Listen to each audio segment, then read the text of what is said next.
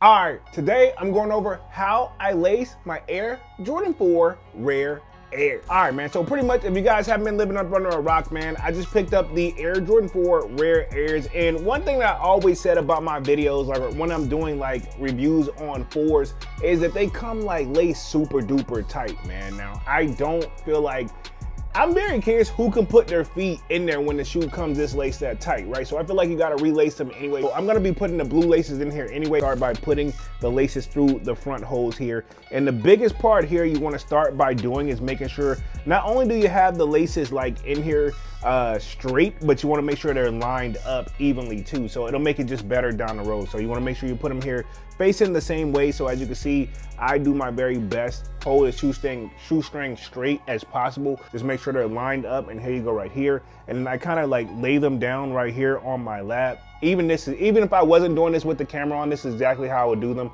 Make sure they're facing like the same exact height, which these are. Pretty much you take your time. 4s is one of my favorite silhouettes of all time. And as you can see right here, making sure you take your time and crossing your T's and dot your I's on this joint.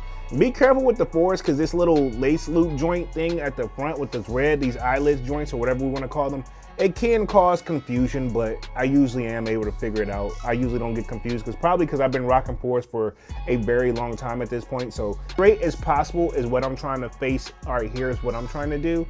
And hopefully I drop this joint right here, right there, splatter that. Again, I don't necessarily pull too tight, but I do pull enough because at the end of the day, I'm still gonna spread them, pause, to make sure that I still get the loose capability, because I like rocking my shoestrings like loosey-goosey, right, okay? And if you don't get it in there flat as possible the first time, all you gotta do is twist it at the end like I'm showing you guys right here. So hopefully this is looking good for you guys. That one came through perfectly, as you guys can see.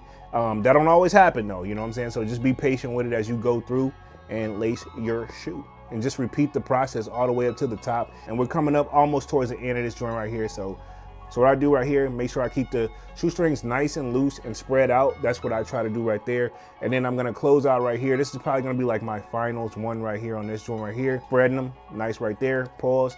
And pretty much this is how I lace my Air Jordan 4 Rare Airs. And yeah, you're good to go, man. I think I may even do the other shoe with the blue, man, because these look nice. But other than that, this is how I lace my Air Jordan 4 Rare Airs.